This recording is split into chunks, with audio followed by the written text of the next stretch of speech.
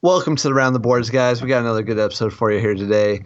We're talking with Alan from rawcharge and Hockey Graph. He's from Tampa Bay. We're talking all things Lightning here. Got a little technical issues at the beginning, but we work our way through it and proceed on. So let's just jump right into it. This is episode 18, Lightning in a Bottle. 5, 4, 3, 2, 1. Around the board.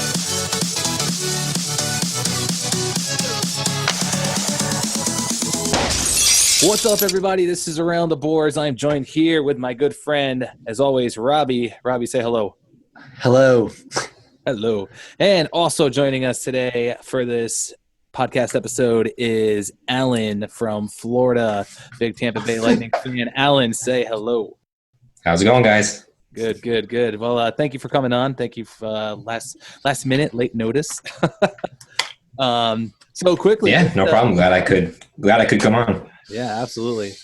So tell us a little bit about yourself, what you do. So I'm a Lightning fan, obviously. I write at rawcharge, which is the SB Nation blog for the Lightning. I also write at Hockey Graphs. So I come to the game kind of from an analytical perspective. That's where most of my writing is focused, but I'm also a pretty big homer for the Lightning, so that kind of never disappears from my work. I can never really be objective like some analysts can. That's what we like. Total bias. Total bias. So real quick, just can you actually explain a little bit about the analytics stuff? Because I've just recently, we've recently started the podcasting thing like a few months ago in the beginning of the season, and just recently starting to get all familiar with the analytics stuff aspect, and the graph part of it. And can you just explain exactly what is it? Yeah, in the simplest terms, I mean, what we're talking about when we talk about analytics is we're trying to use pretty simple mathematical and statistical kind of approaches to understanding what's happening in the game to kind of supplement the knowledge that we get from just watching it with our eyes, because we can't process everything that's happening, and we can't really watch all 10 players or all 12 players on the ice at the same time, and try to make good decisions about that. So that's really where the analytics come into play. The simplest version of analysis in hockey is just, you'll hear people talk about Corsi or shots in general. Just talking about looking at all the shots, not just the shots on goal, but the ones that miss the net, the ones that get blocked. Just something as simple as that. Just counting those instead of just shots on goal gives us a larger sample size, tells us more about how teams are playing. If you're generating more shots than your opponents, you're generally going to be winning more games. Same thing for players whose teams outshoot the opponents, over large samples, those are generally going to be your better players. So that's a really simple kind of. Are you still there? Your mic cut out. And there goes Alan. All right. Oh. Is he back in there? That's Can I right. lose you guys for a second? Oh, yeah. There we go. There you go. I think you're using too big of words for Dez over there, so it kind of just cut off. No. So yeah, you were just saying in simplest terms, that's basically breaks down analytics. You want to talk about Lightning now? Let's talk about the Tampa Bay Lightning. Yes. All right. So I got a question for both of you guys. Ooh. Right now, at this moment, would you still consider Tampa Bay the best team in the league? I'll let Alan go first since he's a guest. Is this non-biased? This is however you feel in your heart. At this moment, I mean, if we're going to be really, really specific about the terminology there with Hedman and Plot both hurt, I think feel pretty comfortable saying no on that. But if we're talking long term with a healthy team, I think they have as much claim as anyone at this point. I mean, they had issues with health all last year, but if they can get everybody back together, there's not too many teams that can match their top end. I agree with them there. Healthy wise, yes, obviously. Obviously, they've had a bunch of players going down as of recent, unfortunately, just like my New York Rangers have as well. Anyways, shut up. But the I would say the best. The best team in the league right now is Vegas. Let's be honest. Top to bottom, Vegas. Dude, Vegas is unreal. Vegas also hasn't lost any forwards or defensemen. I would say key defensemen. Just all their goalies. Yeah, just every goalie on their roster. That's it. But besides that, they're 100% healthy. Yeah, so let's talk about that, though. So you had obviously the biggest one was Victor Hedman. Oh, sorry about the injuries. Okay. There we go. Yes. Going back Be more specific. Sorry. So, yes, talking about the injuries, Victor Hedman seems to be one of the biggest ones. I would say it's the biggest one. Yeah. Yeah, it's definitely the worst one. The only thing that helps a little bit is it happened right before their, whatever we want to call it, bye week or mid-season break or whatever, and then they have the All-Star break too. So they got about 10 days out of that stretch where there's no hockey, and he's supposed to miss 3 to 5 weeks. So as far as timing, that's about as good as it can be. The Plot injury came out today. That's going to be 6 to 8 weeks. They have a lot of depth at forward, but he's pretty critical in terms of playing both ways. He's really solid defensively. He can plug in on pretty much any line and be successful. You know, they move him around, and he plays on the PK, and that's going to be a tough spot to fill. I mean, Hedman's obviously a star, but you can kind of get by for whatever it's going to end up being 8 or 10 games, without him. The Plot injury, he won't be back probably till, I don't know, the last few weeks before the playoffs. So that's an ugly one. Plot's more of your all glue guy. You could just plug him in and fill holes on any line, anything like that, and could mash up with anybody, I feel. Yeah, they stick him on the left wing on the top line sometimes. He's been playing mostly on the second line this year, but he can float up and down. He's had a ton of success playing with Kucherov, and now he's been playing with Braden Point on that second line, and just one of those guys that's super valuable to have because of how consistent and how versatile they are. You have guys who play specific roles, and then you have those guys who can kind of do whatever you need. So when you lose one of those guys, it's tough. But though gives other players a chance to step up. So we'll see who can do that over the next few weeks. Yeah. But when Hedman went down, it looks like their whole defense fell apart. I don't know if it's just because he's that great of a player that he just makes everyone around him so good. Like, he actually made Dan Girardi look pretty credible for a while there. Yeah. He's one of those guys who just eats minutes and eats other people's mistakes and just kind of elevates everybody around him. And when you pull him out, that's a huge hole. And their blue line is thin anyway. I mean, it's Hedman and Strawman, and then it was a bunch of question marks coming into this year. So I mean, Sergachev has been way better than anyone could have expected at 19. So that's been a huge part of the team's success, is having a third player on the blue line that they can rely on. But I mean, so right now it's Sergachev, Strawman, and then a whole bunch of guys who you don't want playing more than like 15 minutes a night. And unfortunately, at least two or three of those guys are going to have to do that. So it was a weakness coming into the year, and now it's really ugly without Hedman kind of holding it down. How do you feel about Dan Girardi in general? I mean, like, as a human being, he seems like a good guy. How about hockey-wise? Playing defense for your team. Be honest, because we may have different opinions here. Yeah, I don't think in my time writing about hockey that I've ever been more wrong about anything. I wrote an article when the rumors came out that they were going to sign him that pretty much just crushed him and said he was one of the worst players in the league. And so for him to even be like league average like he has been this year is pretty stunning to me. I don't really understand it thoroughly. I mean, there's a big change. He's not playing on the top pair. He's not being asked to do as much as he was in New York. But looking at the way his results have changed just with a change of teams, I got to think something is weird with that system that Alain Vigneault runs in New York. Everything's weird with that system Alain Vigneault runs in that New York. Don't even get me started on it. Here we go again. I want that dude gone. All right, go for a rant. Just Sorry. rant for 30 seconds, Des. Go ahead. Okay, I'm good. System. I did already. I'm good.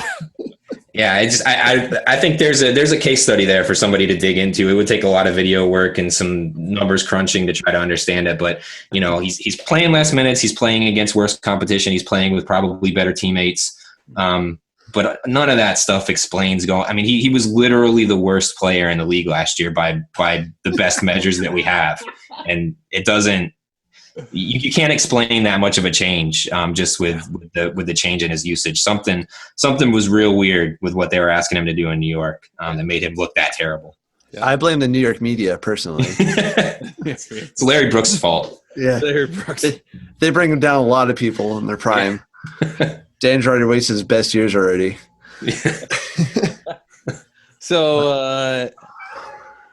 So going back to speaking about injuries now, we're still talking about it. Obviously, then if you want to go further back behind the blue line, you kind of have Peter Budaj, your backup, that went down. Yeah, for a while now. Isn't he due back soon? He should be coming back soon, and they've got a little bit of an issue because they traded for Louis Domingue from Arizona, and they ended up having to call him up. They actually traded for him to be their AHL goalie and kind of the third NHL guy. They've had to call him up, so they're going to have to make a decision between Domingue and Budaj when Budaj comes back. And both of those guys, I think, are waiver risks. So hopefully they can get one of those guys through. Both of those guys are like right on that cusp of they're like elite AHL guys and barely NHL caliber as backups. And I guess they were fine with that because they figure Vasilevsky's going to start 60 plus games this year. And that's gone decently well so far. He's been a little rough in the last little stretch here, but hopefully that's just a blip. But yeah, they've got what they think is a future star, and then two guys who are borderline NHLers, and they're going to have to choose one of them and hope to sneak the other one through waivers here in the next couple of weeks. Well, if memory serves me right, you could just trade Peter Budaj for Ben Bishop if you want. Yeah, absolutely. Or we could trade Corey Conacher for him again. Yeah, I mean, history repeats itself, right? So, I mean, if you want a good backup, Ben Bishop's there. Yeah, I don't know if Dallas might be smart to do that after that contract they gave him. They're gonna regret that in about 2 years, if not sooner. Well, I don't know. If they win the Stanley Cup eventually, then all is forgiven. Yeah, that always cures whatever mistakes were made. But speaking of trades, you think the Tampa Bay is going to trade for a defenseman or a forward in the coming weeks to cover up for Hedman or Palat? I don't think they trade to cut for one of the injuries. I think they can get by. They have a hole in their on the right side in their top nine. I think they would probably like to find a forward to plug in there. And then there's rumors. I mean, Elliot Friedman was talking about them being in play for some more help on the blue line. They've already got 8D at the NHL level. So if they're going to bring somebody in, obviously they got to move somebody out, either Schuster or Cuckoo back there. So I don't know. I'm kind of inclined to think that they stick more with what they have, but Yzerman hasn't been afraid to make moves if he sees a move to be made. So it'll be interesting around the trade deadline. It always is. I mean, they could just say fuck it and trade for Erik Karlsson.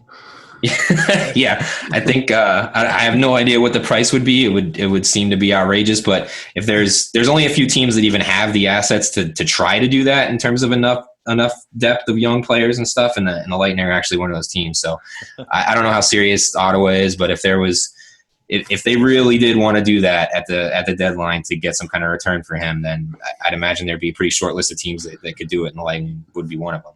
I mean, Sergachev would be a pretty good piece stats there.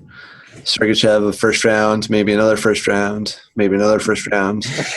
Yeah, I know. They wouldn't be drafted in the first round until 2020 or something, 2021 or something. But yeah, and then they got a bunch of young forwards too in the either still in juniors or in the AHL who look like they have a lot of NHL potential. So they have it, even if it's not Karlsson, if there's a player to be had, they have the pieces to go get them. It's just a matter of if they think the return is there. Their big window for winning is this year, and they've got one more year of Kucherov next year on that ridiculous 4.25 or whatever stupid contract that is that he had to sign before they have to pay him. But once they have to pay him, things get a lot more complicated in terms of building around the core that they have. So this year and next year, if they're going to make moves, now's the time to do it. How would you feel if they got Evander Kane? I'm not a fan, obviously, because of the off ice stuff, right? He's got domestic violence stuff in his background, and my approach to fandom is always I would rather have a team full of guys that I can root for and enjoy watching win rather than have to watch a bunch of assholes. If they do well, it's not as fun. I also don't really like his game. He's like a volume shooter, and he's one of the few guys in the league who takes a ton of bad shots. Just not a big fan of what he brings, and I don't know how good of a fit he would be there. I think there's some other options, maybe a little bit deeper, not right at the top of the trade market that they could find to plug in that would be worthwhile. Well, I'm a Kings fan, so I was watching the Kings game yesterday when they beat the New York Rangers. Just saying, Des. Remember that game? Okay. Yeah. But one of the guys at the intermission, they're talking about Jack Johnson. He requested a trade. Everybody knows that. But they're saying that if anybody wanted to do like an experiment, they gave, for an example, the Edmonton Oilers. Oilers trade for Jack Johnson and move him to forward, playing with Connor McDavid just to see what happens there just because the Oilers season's over. So, I mean, Tampa Bay, you think they would trade for Jack Johnson? He could play forward or defense for him. If they wanted that, they could have just kept Nikita Nesterov instead of sending him back to the KHL. I don't know. That doesn't make a lot of sense in Tampa, but I would love to see it in Edmonton. Just anything that makes Edmonton any more of a circus, I think, is better for everyone. So yeah, definitely like go get Jack Johnson, play him on the wing, make Connor McDavid like play D, like whatever you want to do out there. Like that's awesome. I'm all for them just being a shit show as much as possible. That'd be great. I put Connor McDavid at defense. Just play him the goalie. Then he wouldn't be able to score. That's the only time. He might. I don't know. I don't know what kind of curve he uses, but I don't think it's a goalie. So going back to Tampa now.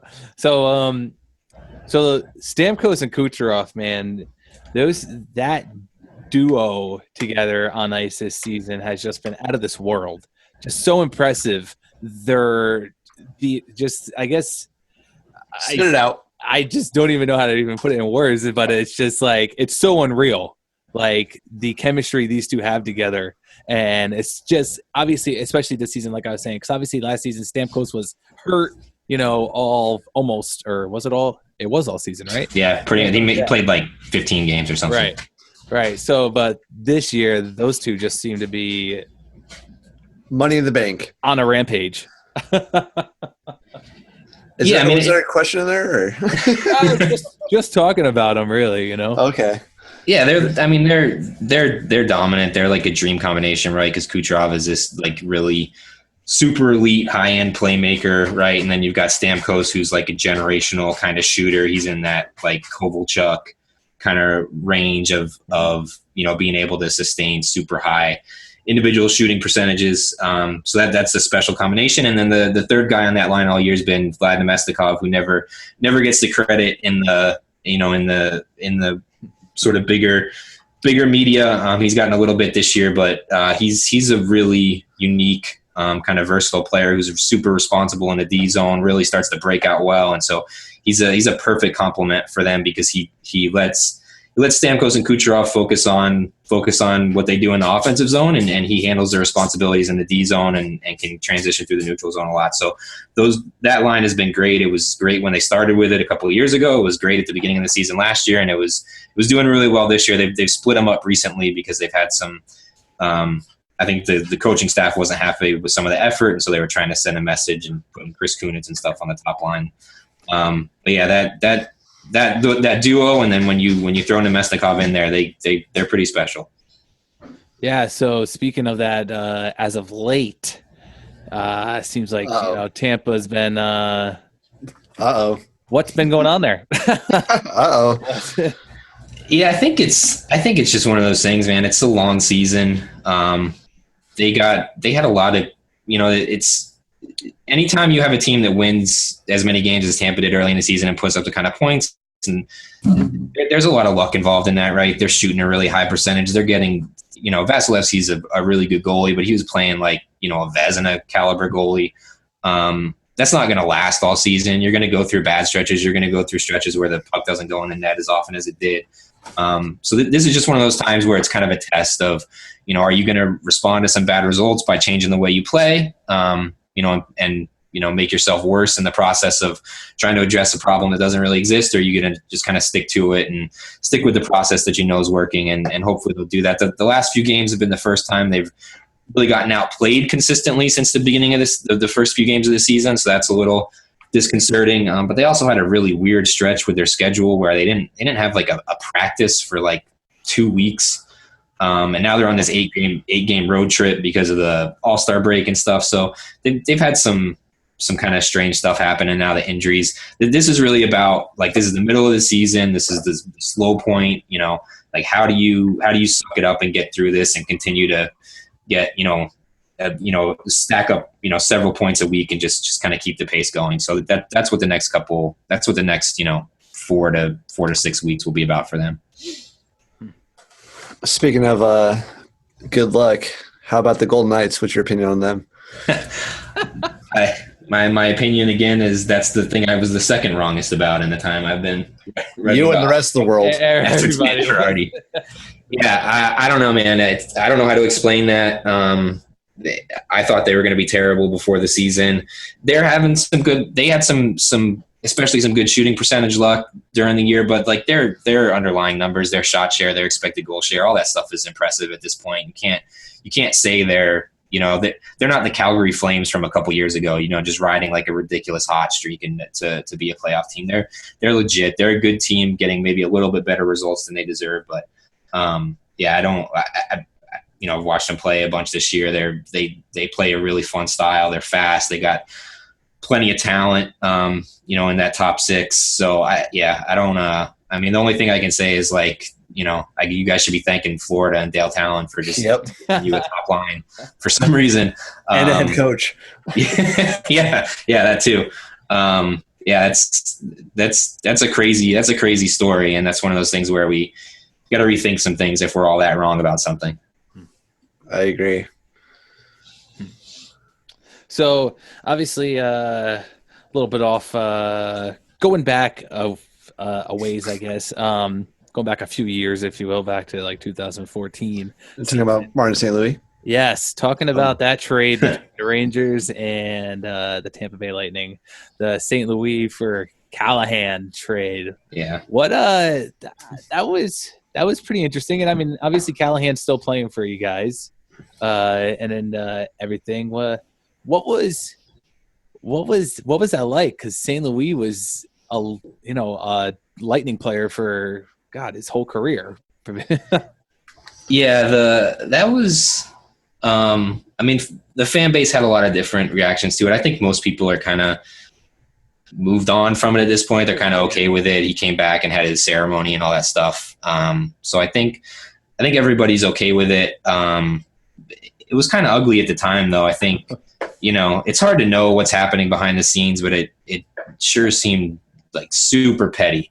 And it was just as a fan, it was kind of shitty to watch him go out on a different team like that for seemingly no reason. It wasn't like he needed to go somewhere else to chase a cup. The Lightning knocked the Rangers out in his last season, so it's like there was no reason for that to really happen. It seems like, other than egos and personalities, and it's lame when stuff happens that way, but that's the way it happens in the real world. So, he's the best player in franchise history. I don't think anybody would really dispute that. It would have been great if he finished out those last 2 years and got to finish at home and all that stuff.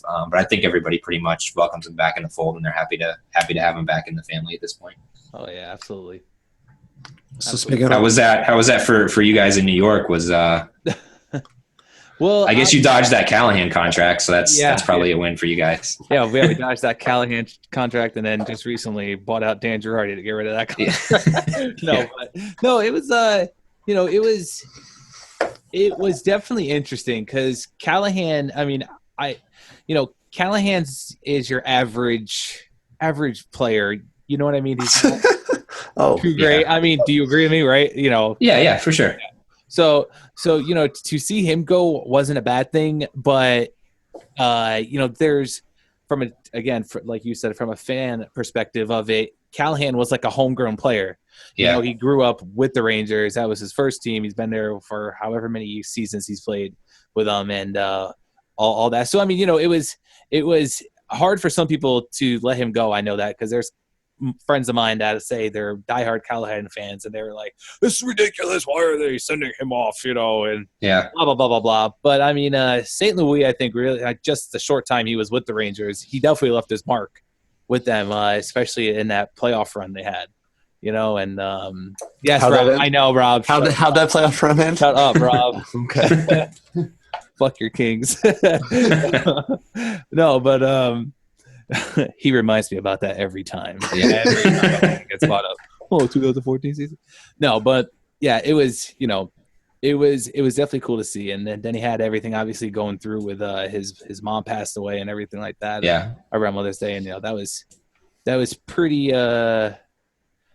interesting to watch. I don't know if interesting is the right word, but it was pretty Your vocabulary's not very big, so yeah, it was very fill in the blank. it was very good to watch it like unfold and watch the team get behind him during that tough time. And then and he scored that goal in the playoff game on Mother's Day, and that was probably like the coolest thing ever. And like you could just see how like heartfelt it was. Like he seems like an all-star player, which he is obviously, but his personality wise and everything like that, just from a short time seeing him play in New York, he seems like an awesome guy.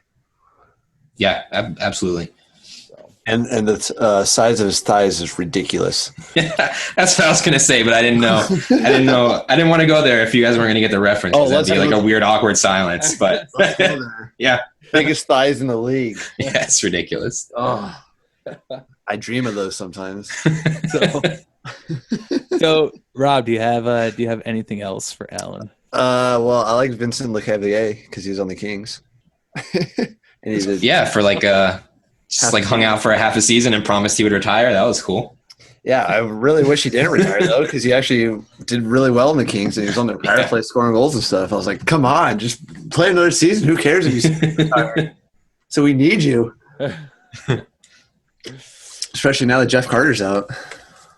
Man, now I miss Vincent Lecavalier. Thanks for bringing him up.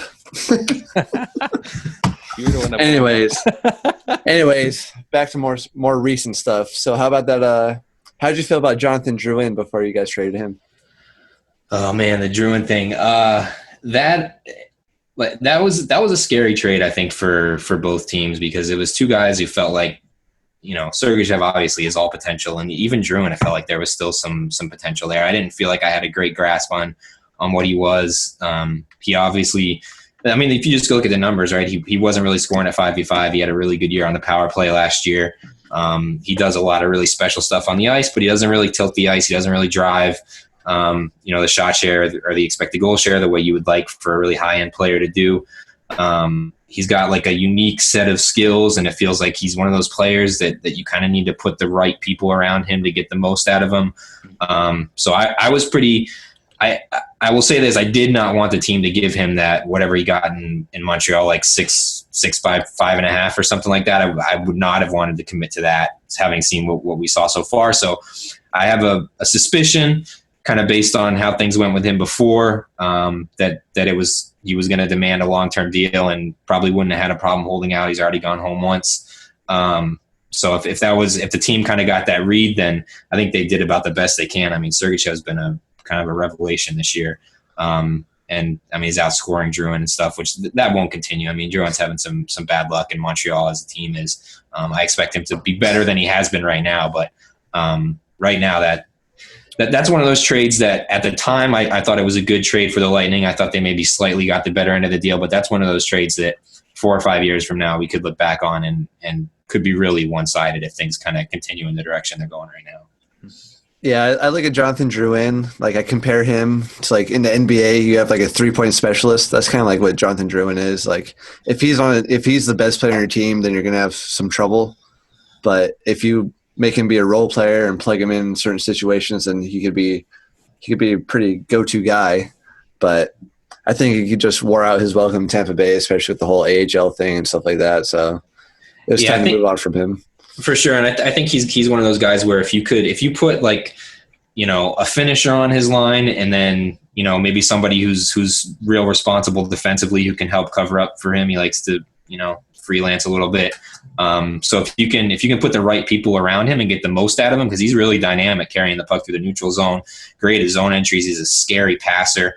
He sees the game. He has a really special kind of vision that he especially shows that on the power play. picks teams apart on the power play when he's got time to hold the puck. So if you can sort of maximize around him, and he's willing to kind of fit in and slot in that role, you can do some cool things with him. But at this point in his career, I think he's, ideally you'd like to have guys who are a little more versatile than that and who can do, a few more things and not have to be used in an exact specific way to kind of get the most out of them. Yeah, but Ovechkin just kind of lines up in the face-off dot on the power play and scores about 80 goals a year. So yeah. I think goal scoring is that one thing, right? Like if you can do that, you don't have to do anything else, because that's like the rarest talent. So if you have that shot, then just go do that for 18 years and you'll be good. Yeah, that's like your get out of jail free card. You're like, I'm just gonna score a goal so I can do whatever I want. Yeah, I agree. Just do whatever you want. Just make sure you put it in. So we got a little game we play on here. It's called Sign, Cut, and Trade. It's kind of like Marry, Kill, Fuck. You ever play that game? Yeah. So it's called Sign, Cut, and Trade. I'm going to give you 3 names on the line. Sign one, cut one, and trade one. I'll say Steven Stamkos, obviously, Kucherov, and we'll go Sergachev. Ooh. Wow. That's that's dicey. Yeah, easiest might be signed. Who do you want on your team the longest? Yeah, I would sign Kucherov. We can dive into this. If we're going to consider like age differences and stuff, I might. You're the GM. You're the GM. Do what you want to do. Yeah, man, I'm still going to say sign Kucherov. He's like one of the top 5 players in the league. I think I have to do that. You get an offer on the trade market. Just saying. Yeah, I think everyone else Sergachev. Yeah. I still think there's only like a handful of those guys in the league. I think you have to build your team around them. So then it comes down to who gets more, who returns more in a trade, right? Stamkos or Sergachev. Yeah, it's like a toss-up. I think probably Stamkos still gets more in a trade just because of the way GMs think, right? He's a center. He's a top-line center. He's a former number 1 pick. I guess you trade him, and I guess you cut Sergachev, which like pains me like physically to say that out loud. But yeah, you guys all heard that, right? He wants to cut Sergachev. No, I agree. I think more teams are willing to give up a lot more for Stamkos, especially since he's not 19 years old like Sergachev. Yeah, and he could just plug him in your top line no matter where you are right now, and he'll be great. Yeah. So every team could use a Steven Stamkos on their team. Every team could use any of those 3 players on their team. But. Cool. So that pretty much wraps it up. I think we're out of questions here. Okay, cool. Do you have any questions for us? Just curious. You want to talk about the Kings? No, I don't want to talk about the. Not really. We could talk about the Rangers though. How's that going for you? Fire AV. That's how it's going for him. Yeah. So many reasons, like especially the most recent one that pains me was Shattenkirk being hurt, and now Shattenkirk announces it that I've had a knee problem since September. Obviously, AV has known about this knee problem, so instead of getting it taken care of early in the beginning of the season, where he could be playing healthy now, he waits till last minute when Shattenkirk's like, "Yo, listen, my knee is messed up, you know what I mean? I can't be playing right anymore. I need to get this taken care of." So now you risk taking it if the Rangers even make the playoffs, because they're in the last wild card spot right now, and we all know how this Eastern Conference race is. But even if they make it into the playoffs, Shattenkirk might not even be ready to go by that time. That's the thing that pisses me off the most recently about AV and the way he handles his team. You can't blame that on the coach. You got to you need to get this taken care of before you get ice time. You know what I mean? He's got to pass a physical if you sign him, so you should have known about it then, first of all, unless he got hurt in preseason or something. Right, but it just goes to show how we have not seen that Shattenkirk that we've seen, previously on other teams. Sucks. I'm sorry to tell you, but Shattenkirk sucks. Well, he sucks this year because also he's bald. Because he's got no mobility. If you wore a helmet every year or every day too, you'd be bald. Drew Doughty wears a helmet every day. He's got luscious hair. So does Lundqvist. Anyways. You want to talk about Pavel Buchnevich a little bit? Oh. Well, I mean, I will, but let me reverse that question back to you. So, what do you know about him? Why do you ask? I'm thinking, the Lightning need another winger in there in their top 9. I mean, if you guys aren't going to use him, He's off in a trade. We have a bunch of Russians already. Well. At least most recently, AV's put him back on the top line because obviously it's working because they're winning so many games. Well, shut up, Rob. Because this was one of the biggest things is because once the Rangers started getting into a funk a few weeks ago, he moved Buchnevich back to like the 4th line, but he's been like one of our most, if not the best, playmaker that we've had on our team besides Zuccarello. And that's what just blew my mind was that he moved him down to the 4th line, and then he brought him back up to the 1st line. The guy's got points in like the last 5 or 6 games or whatever it is since he's been moved back up, goals and assists, and like it blows my mind the way AV manages this team sometimes. But yeah, I think that kid's a stud. He's the first portion of his career, his numbers align very similarly with Kucherov's actually. And he just the Lightning handled Kucherov very, very differently. I mean, he started low in the lineup, but he moved up pretty quickly, and they got him, on a line with some other skilled guys to get the most out of him. So hopefully, I mean, I don't think AV is a terrible coach. I think he's got, some pretty obvious flaws and biases and stuff, but hopefully he figures out that kid needs to be in the top 6 consistently, either playing with Zibanejad or Zuccarello or somebody who can sort of complement what he has to offer. Because I think if you use him right over the next couple of years, you're going to have a star. I think he's a really special player.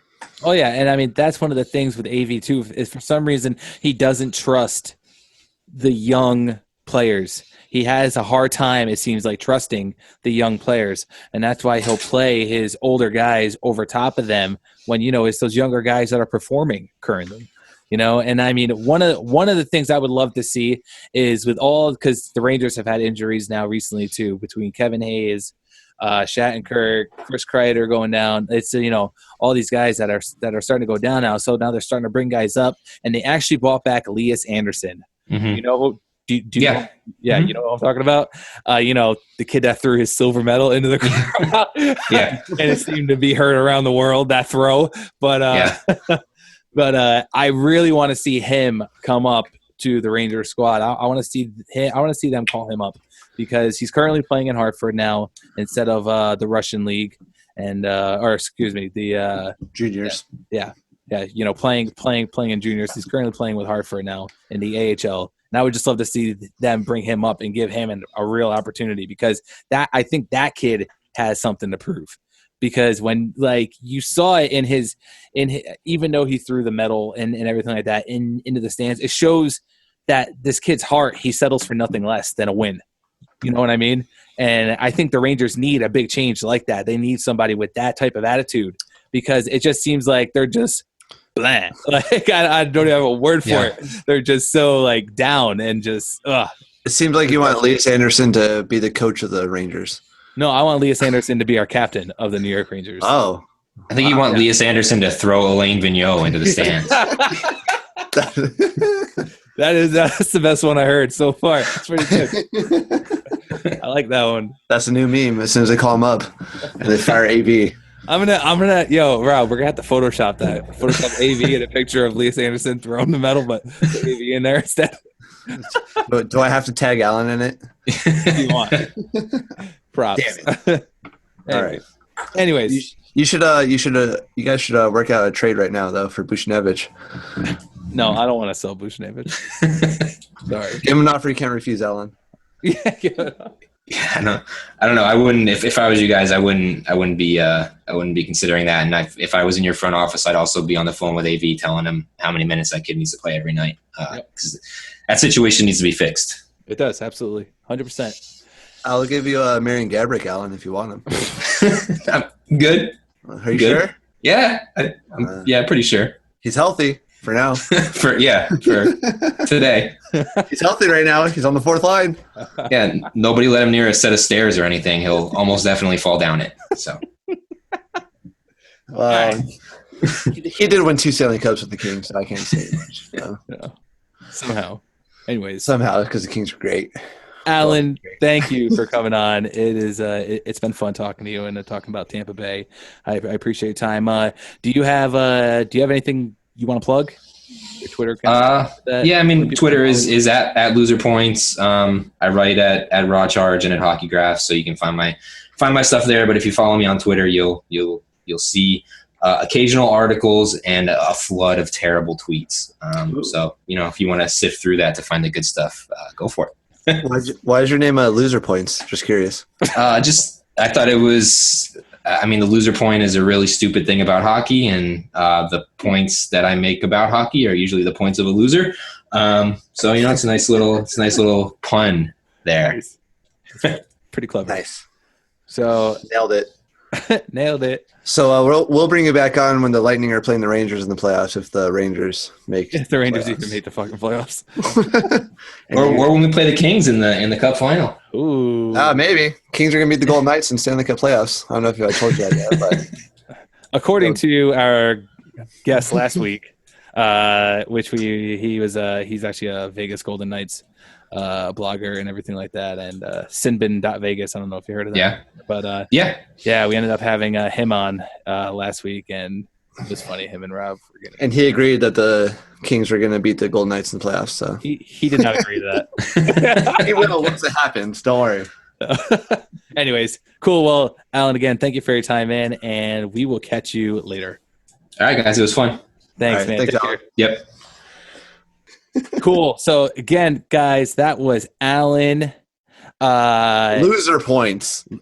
Follow him. Yes, follow him on Twitter at Loser Points. And what he means by loser points is if you lose in overtime, you still get 1 point. He doesn't like that rule. Just to clarify, or shootout, you still get 1 point. I think he said that. I don't know if he clarified. Anyways. He said loser point in hockey. So That pretty much wraps it up. Obviously, as you guys have noticed, we have had no Dylan Duncan today. He is currently driving back to Vegas, where he belongs. Rambling man. Because he's no longer in Florida. He's no longer a Florida resident, yes. you would say. So he'll be back on next week. I know you guys miss him and his cheery attitude and joyfulness and all that stuff. Yes. So, Rob, do you want to pick a team for us to talk about next week? No, you want to pick a hand? Pick a hand? I don't want to pick a hand. I don't get it. Pick a hand. Like if I stand next to you, I said pick a hand. You pick my right hand. And I slap you with my right hand. I see. Or left hand. I slap you with my left hand. Pick a hand. Okay. Anyways, nothing to look forward to next week because we don't know what we're going to be talking about. Surprise! It'll be a surprise. So everyone, follow us. Maybe we should just have Jeff call in. Jeff. Aw, Jeff. Just to hold. We might. Breaking news: Jeff may no longer make guest appearances on the podcast because he was Dunk's roommate in Florida. But like we said, Dunk no longer lives there. So sorry, Jeff. All right, we'll miss you. Everyone, follow us on all your social media accounts. You could just search Around the Boards. You'll find us there everywhere: Facebook, Instagram, iTunes Store. Don't forget to subscribe, and also follow us on Twitter at _ATB podcast.